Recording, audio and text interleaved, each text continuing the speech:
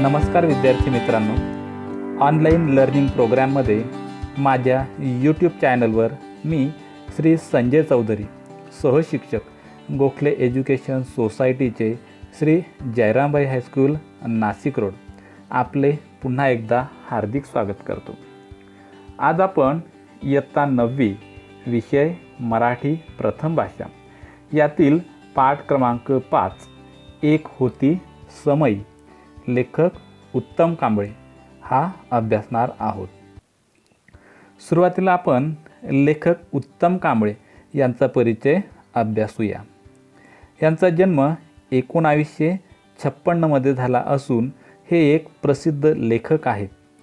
त्यांचे श्राद्ध, अस्वस्थ नायक, शेवटून आला माणूस इत्यादी कादंबऱ्या प्रसिद्ध आहेत। रंग माणसांचे, कथा माणसांच्या, कावळे आणि माणसं, न दिसणारी लढाई, परत्या इत्यादी कथासंग्रह प्रसिद्ध आहेत। थोडंसं वेगळं, फिरस्ती, जगण्याच्या जळत्या वाटा, पावलानेच बनते वाट इत्यादी ललित लेखन। पाचव्या बोटावर सत्य, किनाऱ्यावरचा कालपुरुष, खूप दूर पोहोचलो आपण इत्यादी कविता संग्रह प्रसिद्ध। साहित्य निर्मितीसाठी तसेच पत्रकारितेसाठी विविध पुरस्कारांनी त्यांना सन्मानित करण्यात आलं आहे। प्रस्तुत पाठामध्ये आदिवासी भागात पूर्व प्राथमिक शिक्षण क्षेत्रातील शिक्षणाची गंगा घरोघरी पोहोचवण्यासाठी ज्यांनी आपले अवघे आयुष्य वेचले अशा समाजसेविका की ज्यांनी शिक्षणाद्वारे आदिवासींच्या जीवनामध्ये जागृती निर्माण करण्याचं काम केलं, अशा शिक्षणतज्ज्ञ अनुताई वाघ यांच्या कार्याचा परिचय प्रस्तुत पाठातून लेखकांनी करून दिला आहे। प्रस्तुत पाठ डोंगरासाठी काही फुले या पुस्तकातून घेतला आहे। पाठाला आपण सुरुवात करूया। काही माणसं वादळ झेलतात आणि पचवतात व पुढे विशाल सागराचं रूप धारण करतात। काही माणसं वादळामुळे कोलमडून पडतात तर काही माणसं वादळ पचवण्याचे धडे दुसऱ्यांकडून घेतात। बघा विद्यार्थी मित्रांनो, काही माणसं वादळ म्हणजे संकट झेलतात म्हणजे स्वीकारतात आणि पचवतात म्हणजे संकटातून बाहेर पडतात। काही माणसं अशी असतात की ती आपल्यावर किती जरी मोठं संकट आलं तरी ते स्वीकारून त्यातून योग्य तो मार्ग काढून बाहेर पडतात आणि पुढे विशाल सागराचं रूप धारण करतात, म्हणजेच स्वतःचं एक अस्तित्व निर्माण करतात। काही माणसं वादळामुळे कोलमडून पडतात, कोलमडून म्हणजेच खचून जातात। काही माणसं वादळामुळे खचून जातात आणि ते पुन्हा त्यातून बाहेर येऊ शकत नाही। तर काही माणसं वादळ पचवण्याचे धडे दुसऱ्यांकडून घेतात। तर काही माणसं अशी असतात की आपल्यावर जर एखादी संकट आलं असेल तर त्या संकटातून मार्ग कसा काढायचा याचं शिक्षण हे दुसऱ्यांकडून घेतात। आयुष्यभर आदिवासींसाठी जव्हारमधील कोसबाडच्या टेकडीवर ज्ञानयज्ञ तेवत ठेवणाऱ्या थोर समाजसेविका आणि शिक्षणतज्ज्ञ अनुताई वाघ यांचा समावेश यापैकी पहिल्या श्रेणीत करावा लागेल। आयुष्यभर आदिवासींसाठी जव्हारमधील कोसबाडच्या टेकडीवर ज्ञानयज्ञ तेवत ठेवणाऱ्या ज्ञानयज्ञ म्हणजे विधीपूर्वक अग्नी पेटवला जातो आणि त्यात आपल्या जवळच्या पदार्थांची आहुती दिली जाते। अग्नी ती आहुती परमेश्वरापर्यंत पोहोचवते अशी श्रद्धा आहे। अनुताईंनी शिक्षण प्रसाराचे कार्य सुरू केले। त्या कार्यात त्यांनी आपले सर्वस्व ओतले। यज्ञात आहुती देतात तशी अनुताईंनी स्वतःच्या जीवनाची आहुती दिली, म्हणून त्यांचं कार्य म्हणजे ज्ञानयज्ञ होय। असा हा ज्ञानयज्ञ तेवत ठेवणाऱ्या थोर समाजसेविका आणि शिक्षणतज्ज्ञ अनुताई वाघ यांचा समावेश यापैकी पहिल्या श्रेणीत करावा लागेल। बघा, अनुताईंवर आलेलं जे संकट होतं त्या संकटावर त्यांनी यशस्वीपणे मात करून त्या त्यातून बाहेर पडल्या आणि एक स्वतःचं त्यांनी अस्तित्व निर्माण केलं. त्यांच्या निधनानं कोसबाडची टेकडी हळहळली आणि परिसरातील सर्व आदिवासींना हुंदके फुटले. बघा, अणुताईंच्या निधनामुळं कोसबाडची टेकडी म्हणजे त्या ठिकाणची जी आदिवासी लोक ते हळहळले, म्हणजे त्यांना खूप वाईट वाटलं आणि परिसरातील सर्व आदिवासींना हुंदके फुटले आणि त्या परिसरातील आदिवासी लोक जी होती त्यांना रडू आलं. कारण त्यांचं कार्यच असं होतं की त्यांनी आदिवासी समाजाला, तिथल्या लोकांना खऱ्या अर्थाने जीवन जगण्याचा मार्ग दाखवला होता. आतापर्यंत खितपत पडलेला जो समाज होता, की जो दुर्लक्षित झालेला समाज होता, त्यांच्यासाठी अणुताईंनं केलेलं कार्य हे अतुलनीय होतं. म्हणून त्या लोकांना त्या ठिकाणी दुःख झालं, त्यांना रडू आलं. अणुताईंच्या निधनानं एका व्रतस्थ जीवनाची अखेर झाली. अणुताईंचं निधन म्हणजे एका व्रतस्थ जीवनाची ती अखेर होती, तो शेवट होता.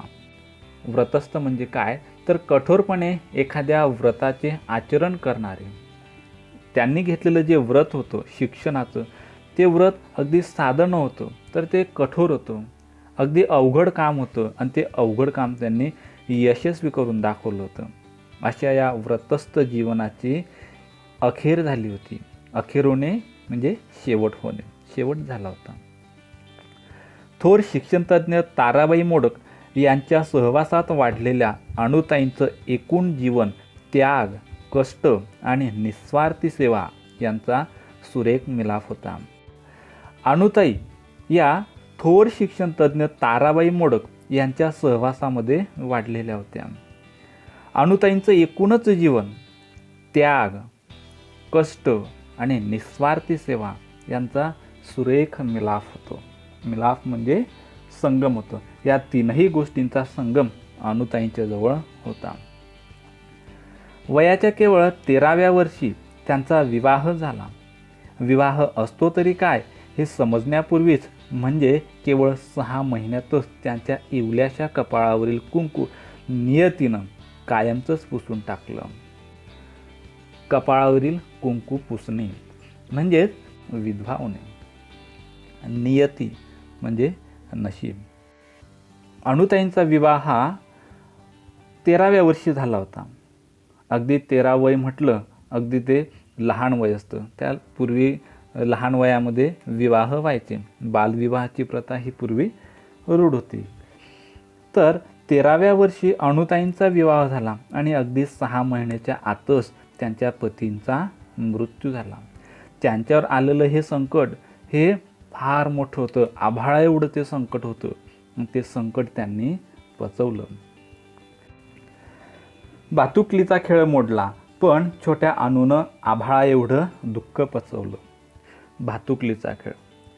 भातुकलीचा खेळ म्हणजे खोटा खोटा खेळ. लहान मुलांचा, विशेषतः मुलींचा हा खेळ असतो. त्यामध्ये खोटा खोटा संसार उभारला जातो. संसार उपयोगी चिमुकली भांडी आणली जातात. प्रत्यक्ष संसारात मोठी माणसे जशी वागतात त्याचंच अनुकरण ही लहान मुलं करत असतात.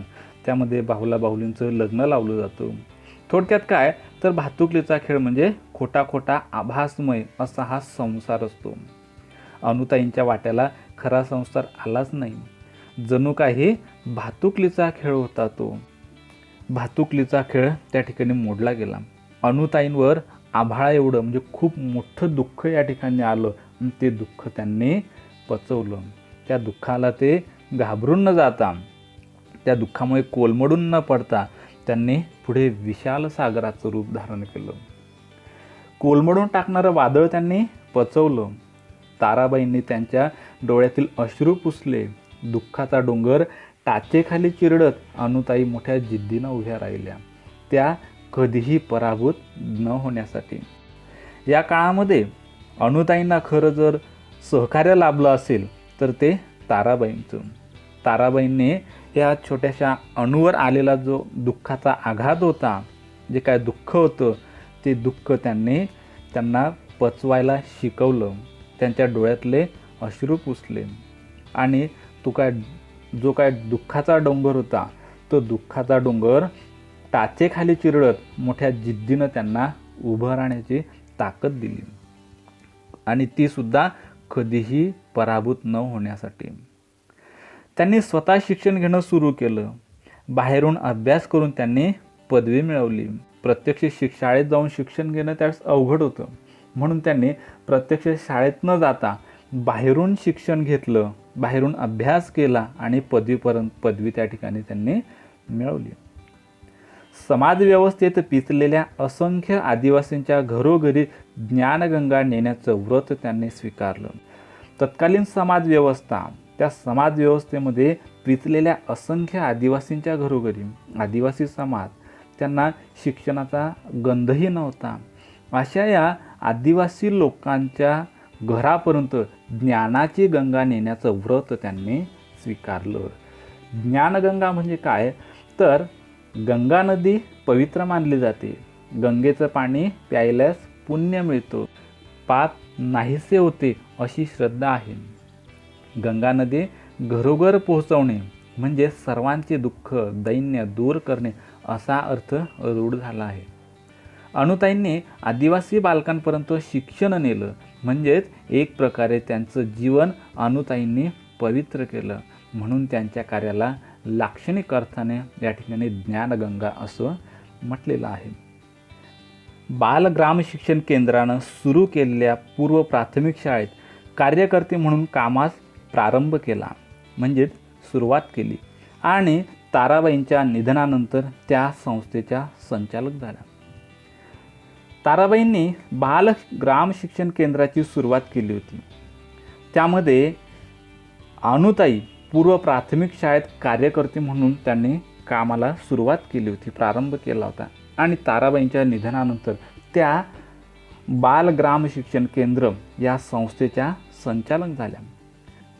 ताराबाईंच्या रोपट्याचं त्यांनी पुढे वटवृक्षात रूपांतर केलं आणि हे करत असताना वेगवेगळ्या कल्पना, शिक्षणासाठी वेगवेगळी क्षेत्र आणि सातत्याने नवनवे प्रयोग ही त्यांच्या कामाची त्रिसूत्री होती आणि त्यामुळेच त्यांना ताराबाईंनी स्थापन केलेली बाल शिक्षण केंद्र ही जी संस्था आहे, त्या संस्थेचं पुढे त्यांना वटवृक्षामध्ये रूपांतर करता आलं. भाकरीच्या शोधात आयुष्य गमावणाऱ्या आणि दारिद्र्याचा शाप कपाळावर घेऊन फिरणाऱ्या असंख्य आदिवासी बालकांना अनुताईंनी आपल्या कर्तृत्वाच्या पंखाखाली आश्रय दिला. आदिवासी समाजातील लोकांसाठी मुख्य प्रश्न असतो तो म्हणजे भाकरीचा. भाकरीच्या शोधामध्ये ते आपलं आयुष्य गमावतात आणि दारिद्र्याचा शाप हा कपाळावर घेऊन फिरत असतात. परंतु अनुताईंनी या समाजातील या लोकांवर असलेला हा दारिद्र्याचा शाप हा नाहीसा करण्याचं काम केलं. अनुताईंनी आपल्या कर्तृत्वाच्या पंखाखाली त्यांना आश्रय दिला, त्यांना शिक्षण दिलं आणि त्यांची जी काय अवस्था होती, त्यांचं जे काय दारिद्र्य होतं हे दूर करण्याचं काम केलं. आणि हे करत असताना त्या आदिवासी बालकांना मायेची ऊब दिली, ममतेनं त्यांना वागवलं आणि असंख्य मनांमध्ये ज्ञानाची ज्योत पेटवली. आणि हे सर्व करत हे ज्ञान देत असताना मायेनं ममतेनं ज्ञानाची ज्योत पेटवण्याचं त्यांनी काम केलं. हे करत असताना त्यांनी शिक्षक, मार्गदर्शक, कार्यकर्त्या, विचारवंत, लेखिका अशी विविध रूपं व्यक्त करत त्यांनी आदिवासींमध्ये चांगलं स्थान मिळवलं. रानावनात भटकणाऱ्या आदिवासींना व्यावहारिक शिक्षण देणं तसं खूप सोपं, पण जाणीवपूर्वक आणि आयुष्यात उपयुक्त ठरणारं औपचारिक शिक्षण देणं खूप अवघड असतं. औपचारिक शिक्षण म्हणजे प्राथमिक, माध्यमिक, उच्च माध्यमिक असे शाळांमध्ये क्रमाक्रमाने दिलं जाणारं रूढ शिक्षण. हे औपचारिक शिक्षण देणं त्यांच्यासाठी खूप अवघड होतं. व्यावहारिक शिक्षण देणं तसं खूप सोपं असतं, कारण ते व्यवहारामध्ये त्यांना ते आपोआप मिळत असतं. परंतु औपचारिक शिक्षण देणं मात्र त्यांच्यासाठी अवघड होतं, कारण औपचारिक शिक्षणासाठी विशिष्ट जागा लागते, विशिष्ट ठिकाण लागतं आणि त्या ठिकाणी ते सर्व शिक्षण त्यांना दिलं जातं. त्यासाठी मात्र ह्या आदिवासी लोकांची मानसिकता नसते, कारण त्यांच्यासाठी पहिला महत्त्वाचा प्रश्न असतो तो म्हणजे भाकरीचा शोध. त्यासाठी आवश्यक असते भविष्याचा वेध घेणारी दूरदृष्टी आणि धडपड. या दोन्ही गोष्टी अनुताईंकडे होत्या. भविष्याचा वेध. भविष्याचा वेध म्हणजे काय, तर भावी काळात काय होऊ शकेल याचा अंदाज बांधणे. हा अंदाज बांधण्याची दूरदृष्टी आणि त्यासाठी असलेली धडपड, या दोन्ही गोष्टी मात्र अनुताईंकडे होत्या. आणि त्यामुळेच त्यांनी घेतलेलं जे व्रत होतं ते त्यांना या ठिकाणी साध्य करता आलं. त्यामुळेच त्यांना वेगवेगळे प्रयोग करताना कसलीच अडचण भासली नाही की पाश्चिमात्यांचा अभ्यासक्रम भाषांतरित करावा लागला नाही. अनुताईंनी आदिवासी मुलांना जे काही शिक्षण देण्याचं व्रत हाती घेतलं होतं त्यासाठी त्यांनी अनेक प्रयोग राबवले. आणि हे प्रयोग राबवत असताना त्यांना कुठलीही अडचण भासली नाही, कारण त्यांच्याकडे भविष्याचा वेध घेण्याची दूरदृष्टी होती आणि तेवढी धडपण पण होती, म्हणून त्यांना ही अडचण भासली नाही.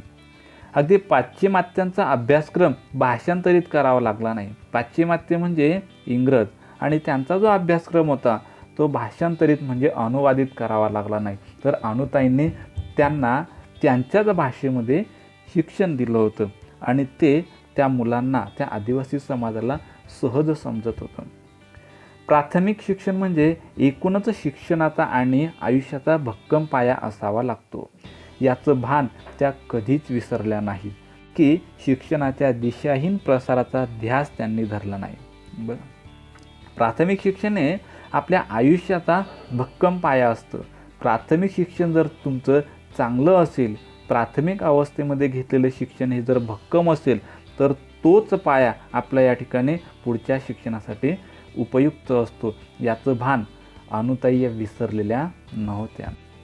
अनुताईंनी शिक्षणाच्या दिशाहीन प्रसाराचा ध्यास त्यांनी धरला नाही. दिशाहीन म्हणजे काय, तर दिशा नसलेल्या. अनुताईंनी या आदिवासी बालकांना जे शिक्षण दिलं होतं ते योग्य दिशा असलेलं असं शिक्षण होतं. आपल्या मंद प्रकाशात मंदिर उजळून टाकणाऱ्या समईप्रमाणे अनुताईंचं काम होतं. अनुताईंचं काम कसं होतं, तर समईप्रमाणे होतं. समई ज्या प्रकारे अंधार नाहीसा करण्याचं काम करते, अशाच प्रकारचं कार्य अनुताईंचं होतं. बघा विद्यार्थी मित्रांनो, समई जी अनुताईंना दिलेली उपाधी आहे, अनुताईंबद्दल या ठिकाणी वापरलेलं ते विशेषण आहे.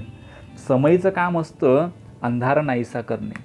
अनुताईंनी काय केलं आहे, तर अज्ञानरूपी अंधार नाहीसा करण्याचं काम केलं होतं आणि ज्ञानाची ज्योत या आदिवासी बालकांमध्ये पेटवण्याचं काम केलं होतं. समईचा प्रकाश ज्या प्रकारे मंद, शांत, स्निग्ध असतो, तिच्या प्रकाशामध्ये शांत वाटतं, निवांत वाटतं आणि ती समई मंदिराचा गाभारा उजळून टाकते.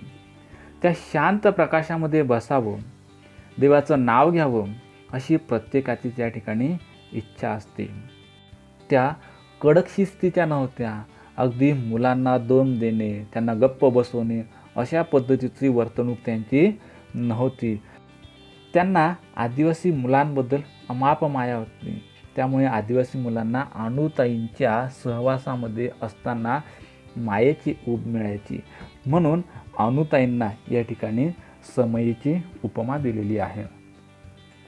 अनुताईंनी प्रसिद्धीचा झगमगाट मिळवण्याचा हव्यास कधीही धरला नव्हता, कारण त्या आणि त्यांचं कार्य तर स्वयंप्रकाशित होतं. त्यांचं कार्य हे स्वयंप्रकाशित होतं. त्या ठिकाणी स्वयंप्रकाशित म्हणजे काय, तर स्वतः प्रकाश देणार होतं. आपल्याकडे कोणी बघावं, मी जे काम करत आहे त्या कामाची कोणीतरी दखल घ्यावी आणि त्यातून मला या ठिकाणी काहीतरी प्रसिद्धी मिळावी, हा हेतू अनुताईंचा अजिबात नव्हता. अनेकांनी या लोभस उजेडामध्ये आपल्या आयुष्यातील अंधार संपवण्याचा प्रयत्न केला. प्रसिद्धी आणि मान सन्मान त्यांच्यापर्यंत चालत आले आणि त्यांनी स्वतःचंही भाग्य उजळून घेतलं. त्यांनी केलेल्या अजोड कामाला कोणाच्या शिफारसपत्राची गरज नव्हती किंवा एखाद्या पुरस्काराची आवश्यकता नव्हती. अनुताईंचं जे काम होतं हे अजोड होतं. त्याला कशाचीही जोड दिली जाऊ शकत नव्हती. कोणाच्या शिफारसपत्राची सुद्धा त्याला त्यांच्या कार्याला गरज नव्हती आणि एखाद्या पुरस्काराची सुद्धा आवश्यकता नव्हती, तर त्या पुरस्काराला छेद देऊन पुढं जाणारं त्यांचं हे कार्य होतं. म्हणूनच आदर्श शिक्षक, पद्मश्री, दलित मित्र यासारखे मान सन्मान नेहमीच अनुताईंच्या शोधामध्ये भटकत राहिले. समाजामध्ये एखादी चांगलं काम करत असताना समाज त्या कार्याची दखल घेऊन त्यांना विशिष्ट पुरस्कार देत असतो, त्यांना मान सन्मान देत असतो. आणि ते मान सन्मान द्यायचा कोणाला, त्या ठिकाणी ह्या ज्या संस्था आहेत त्या अशा ठराविक लोकांचा शोध घेत असतात. परंतु अनुताई मात्र त्याला अपवाद होतात. अनेक लोक आपल्या स्वतःच्या प्रसिद्धीसाठी, स्वतःला मान सन्मान मिळावा यासाठी अनेक प्रकारचे खटाटोप करत असतात. अनुताईंनी मात्र त्यासाठी काहीही केलं नाही. अनुताई मात्र त्याला अपवाद होतात. उलट अशा प्रकारचे मान सन्मान नेहमीच अनुताईंच्या शोधात भटकत राहिले. शिक्षणाच्या अनुषंगानं अनेक क्षेत्रातही अनुताईंनी फार मोठं काम केलं आहे. अनुताईंनी फक्त शिक्षण देण्याचंच काम केलं का, तर नाही. त्या व्यतिरिक्त सुद्धा त्यांनी शिक्षणाच्या बाहेर जाऊन शिक्षणाच्या अनुषंगाने इतर क्षेत्रामध्ये सुद्धा फार मोठं काम केलं आहे. शिक्षणाबरोबरच त्यांनी बालकल्याण, मूकबधिरांसाठी शिक्षण, महिला विकास कार्यक्रम, अंधश्रद्धा निर्मूलन, स्वच्छता, कुटुंब कल्याण, आरोग्य आदी विषयावरही खूप कष्ट घेतले. कारण तत्कालीन जो आदिवासी समाज होता, त्या आदिवासी समाजामध्ये अंधश्रद्धेचं फार मोठं या ठिकाणी प्राबल्य माजलेलं होतं. अंधश्रद्धा ही त्या लोकांच्या मनामध्ये फार रुजलेली होती. त्यामुळे या अंधश्रद्धेमुळे लोक चुकीच्या मार्गाने या ठिकाणी ती कामं करायची, त्या चुकीच्या मार्गाला जायची. स्वतःची विचारशक्ती, विवेकबुद्धी गमवून बसायची. योग्य वेळी योग्य त्यांना निर्णय घेता येत नव्हता. अंधश्रद्धेमुळे दुबळ्या माणसांना लुबाडलं जातं, म्हणून अंधश्रद्धा नष्ट करण्याचा त्यांनी प्रयत्न केला. त्यालाच अंधश्रद्धा निर्मूलन असं म्हटलं जातं. स्वच्छता, आदिवासी लोकांना स्वच्छतेचं महत्त्व पटवून दिलं. अस्वच्छतेमुळे निर्माण होणाऱ्या आरोग्याच्या समस्या त्या लोकांपर्यंत त्यांनी पोचवल्या आणि स्वच्छतेचं महत्त्व पटवून दिलं. कुटुंब कल्याण, लहान कुटुंबाचं महत्त्व त्यांना समजावून दिलं. आरोग्य आदी विषयावरही त्यांनी खूप कष्ट घेतले. एक चांगला नागरिक निर्माण होण्यासाठी ज्या ज्या गोष्टी आवश्यक आहेत त्या सर्व त्यांनी केल्या. एकाच वेळेला अनेक प्रयोग केले, असेही त्यांच्या कामाचं स्वरूप होतं. त्यामुळेच केवळ देशातील नव्हे तर परदेशातील संस्था आणि शिक्षण क्षेत्रातील कार्यकर्त्यांना कोसबारच्या टेकडीचं सातत्यानं आकर्षण राहिलं. अशी कोणती स्त्री आहे की जिने या आदिवासी समाजामध्ये एवढा मोठा बदल घडवून आणलेला आहे, याचं आकर्षण फक्त आपल्या भारतीय लोकांपुरतं मर्यादित राहिलं नसून परदेशातील संस्था, त्या संस्थेंनी सुद्धा अनुताईंच्या कार्याची दखल घेतलेली आपल्याला दिसते. शिक्षण क्षेत्रात आणि त्यासाठी आदिवासी क्षेत्र निवडून काम करणं हे अतिशय अवघड काम आहे. ज्यांच्यासाठी शिक्षणाचं व्रत चालवायचं त्यांचाही अशा कामाला प्राथमिक म्हणजे सुरुवातीच्या अवस्थेमध्ये विरोध होता. कारण शिक्षण घेऊन ह्या आदिवासी समाजाला शिक्षण घेऊन आम्हाला काय करायचं, शिक्षणाचा आम्हाला काय फायदा, या गोष्टी त्यांना या ठिकाणी माहीत नव्हत्या. सुरुवातीला तो समाज हे शाळेत शिक्षण घेणं याला तयार नव्हत्या. त्याचं कारणही असं होतं, कारण परंपरागत चालत आलेल्या रूढी परंपरा असतील, त्यांच्यामध्ये असलेलं अज्ञान आणि अंधश्रद्धा ही त्यामागची कारणं आपल्याला सांगता येतील. शिवाय स्थितिशील समाजही त्या कार्यामध्ये वारंवार अडथळे आणत होता. स्थितिशील म्हणजे काय, तर कोणताही बदल होऊ न देता आहे त्याच स्थितीत राहण्याची वृत्ती असलेला समाज.